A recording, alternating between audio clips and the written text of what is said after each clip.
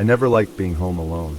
Even as a kid, I would hear things in the silence, a creak upstairs, a shuffle in the hallway, a faint tapping on the window. My mom always told me it was just the house settling, that old wood shifts, that wind can play tricks. I wanted to believe her, but after what happened last year, I know better. I was 24, living alone for the first time. My parents had moved to another state, and I had just gotten my first real job. It wasn't much, just a small rental house in a quiet neighborhood. A little outdated, a little drafty, but it was mine. The first few weeks were peaceful. I kept busy with work, came home late, and fell into bed exhausted. But the more time I spent there, the more I started noticing things. At first, it was small. I would come home and find kitchen drawers slightly open when I knew I had closed them. My bathroom mirror had tiny smudges on it, like someone had touched the glass. The living room curtains, which I always left shut, would sometimes be half open when I got home. I chalked it up to stress, to forgetfulness. Then one night, as I was brushing my teeth, I noticed something that made my stomach drop. My bathroom window, which I always kept locked, was unlatched. I didn't touch it. I just stared at it in the mirror's reflection, my pulse pounding in my ears. Slowly, I turned around, reached forward, and clicked the latch shut. I told myself I had forgotten to lock it. That was the first lie I told myself. The next night, I woke up at exactly 3:12 a.m. I wasn't sure why at first. The house was silent. The only sound was the faint hum of my heater. But something felt wrong. I lay still listening. Then, from the hallway outside my bedroom, a soft creak. I froze. The old wood floors always made noise, but this was deliberate. Slow. Measured. Like someone was stepping carefully. I held my breath, straining to hear past the pounding in my chest. Then, click. It was faint, but I heard it, like a door unlocking. Every hair on my body stood on end. I reached for my phone, but when I pressed the power button, nothing happened. Dead battery. My charger was always plugged in next to my bed. But when I reached for it, it was gone. That's when I knew. Someone was inside my house. A wave of cold terror washed over me. My mind raced. What do I do? I had no weapon, no way to call for help. I needed to get to my closet, where I kept an old metal bat from college. I moved slowly, inching toward the edge of the bed, trying not to make a sound. Then, a noise that nearly stopped my heart. Breathing. Right outside my bedroom door. Deep. Slow. Waiting. I didn't move. I didn't breathe. Then, a quiet, deliberate knock. Just once. I sat frozen, my back pressed against the mattress, heart hammering so loud I was sure whoever was outside could hear it. Then, the doorknob turned. Slowly. Deliberately. The soft click-click of metal sent a shiver down my spine.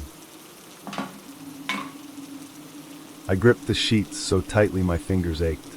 The door was locked. I always locked it. But the sound of the handle twisting, testing the lock, made my stomach churn with fear. I had to do something.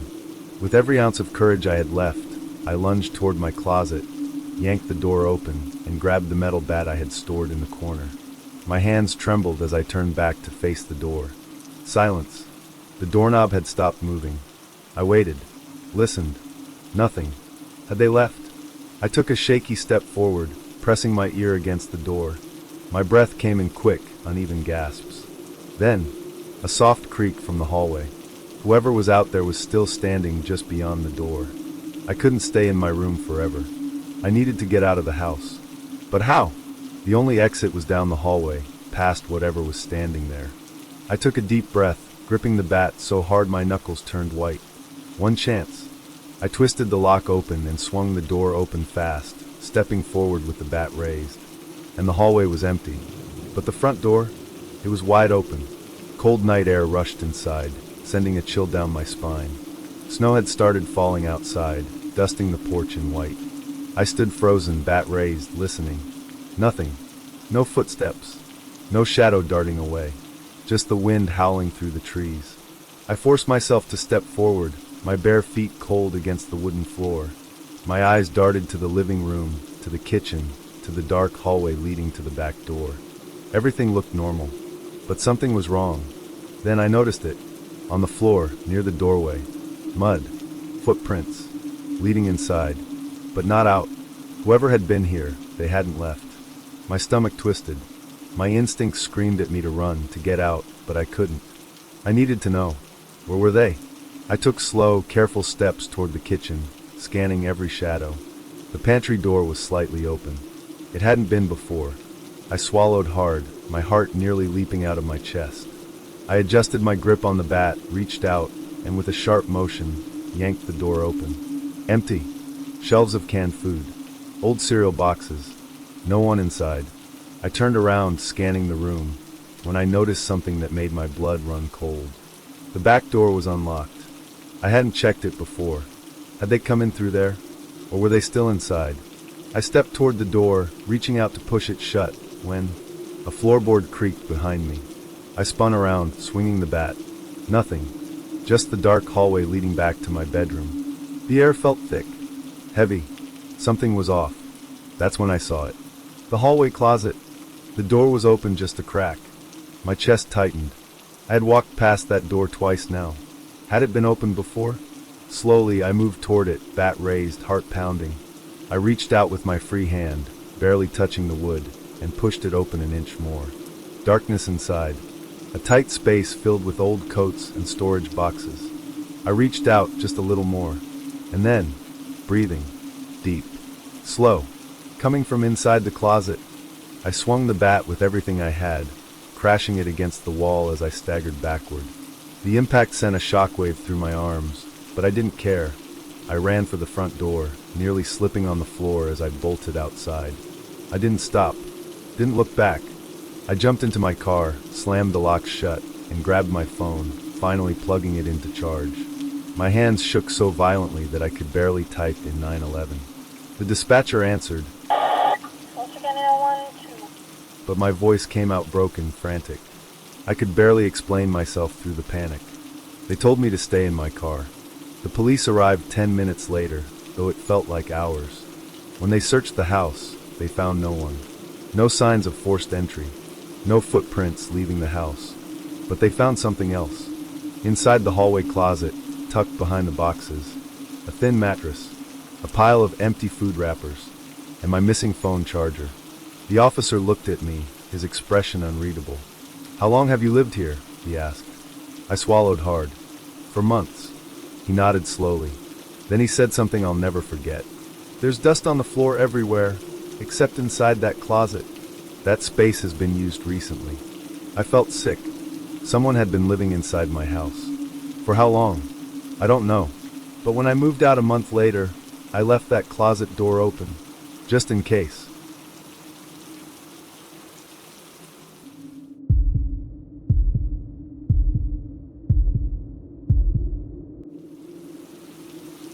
I've always enjoyed living alone. I don't get lonely. I don't get paranoid. I don't scare easily. Or at least I didn't. Last year, I rented a small house on the edge of town, not far from a stretch of dense woods. It was quiet, peaceful, the kind of place where you could hear yourself think. I liked that. At first, everything was normal. I'd go to work, come home, cook dinner, watch TV. Routine. Predictable. Then about a month in, I started noticing something off. At night, as I lay in bed, I would hear things shifting in the house. It wasn't the usual old house noises, not the creaks or groans of settling wood. It was movement. Soft. Deliberate. Like furniture being nudged. Like someone testing the weight of the floorboards. But every time I got up to check, the house was still. Empty. I told myself I was imagining things. Maybe I'd left a window open, and the wind was messing with things. Maybe my brain was playing tricks on me.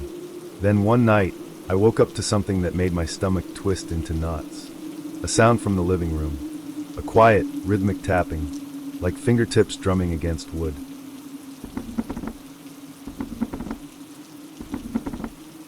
I lay frozen, my mind racing. I grabbed my phone and checked the time. 2:37 a.m. Holding my breath, I strained to listen.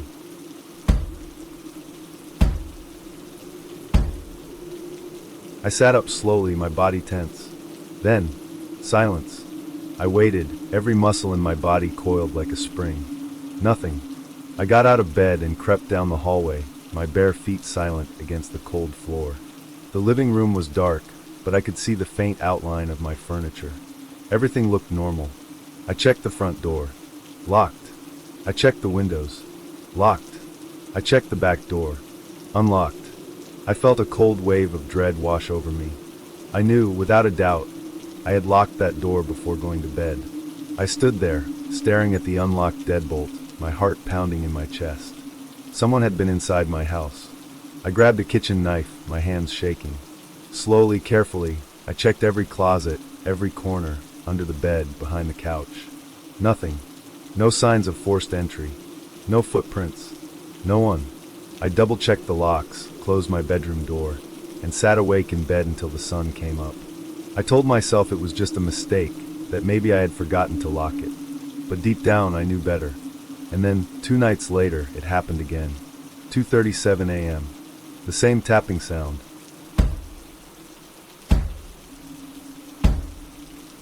This time, I didn't move. I just lay there, staring at the ceiling, heart pounding. Then I heard something else. A slow, dragging sound, like feet shuffling against the floor. I sat up, gripping the sheets. My mouth went dry. Then, the sound stopped, and from the darkness of the hallway, a whisper. Soft. Close. I know you're awake. My blood ran cold. I sat frozen in bed, my breath caught in my throat. The whisper had been so close, as if someone was standing right outside my bedroom door. I wanted to believe I had imagined it, that the wind had carried in a voice from outside, that I was just half dreaming. But I knew better. I could feel it, that awful, paralyzing certainty that someone else was in my house. I reached under my pillow, gripping the kitchen knife I had taken from downstairs the night before. My hands were shaking. The silence stretched on, heavy, suffocating. Then, a soft creak. Not loud, but just enough to let me know. Something was still there. I had 2 choices. Stay locked in my room and hope it left. Or, face it. I don't know where I found the courage, but something inside me snapped. I wasn't going to sit there like some helpless victim. I got up. Slow. Silent. I reached for my bedroom doorknob, knife gripped tight in my other hand. With one deep breath, I twisted the knob and yanked the door open. The hallway was empty, but the front door, wide open, and the cold night air was drifting inside. I stepped forward, my pulse hammering in my ears. The air in the house felt wrong, thick, heavy, as if something had been there just seconds ago.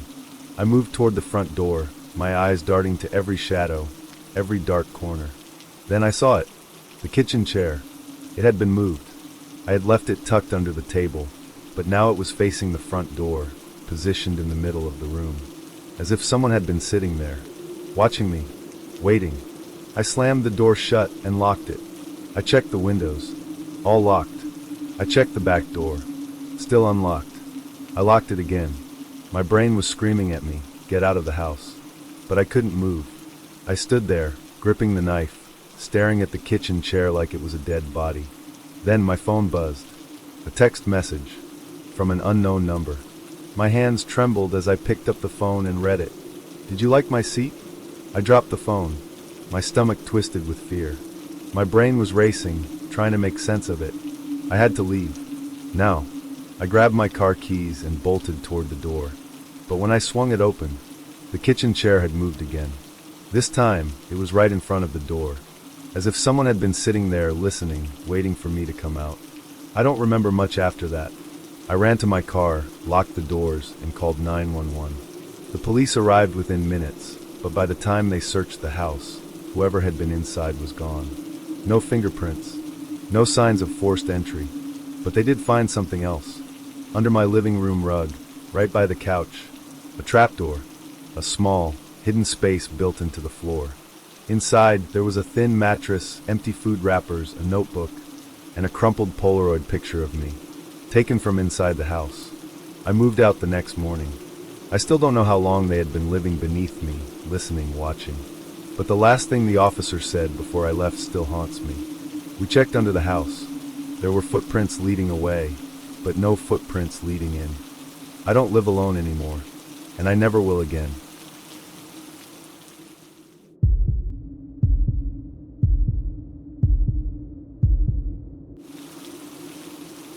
I was never afraid of being home alone.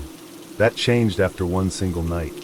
I had just turned 22 and was living in my first apartment, a small but cozy one-bedroom on the third floor of an old building. It wasn't fancy, but it was affordable, and best of all, it was mine. Most nights, I felt safe. The entrance had a security code, the front desk had a doorman, and my unit was too high up for anyone to reach the windows. But I guess when someone wants to get in, they find a way. It started with the TV glitching. I was home late after a long shift, curled up on the couch with a blanket. The apartment was quiet, just the soft hum of the refrigerator in the kitchen. Then, out of nowhere, the TV cut to static. It buzzed loudly, filling the apartment with harsh white noise. I grabbed the remote, pressing buttons, but nothing worked. Then, for half a second, I saw something on the screen. Not a channel, not a commercial, just a dark room, and a woman standing completely still. Her face was blurred, like the camera wasn't focused properly. And then, just as quickly as it appeared, the screen went black. A chill crawled up my spine. I turned the TV off, blaming it on a bad signal. But something felt off. I glanced around the apartment. The windows were locked.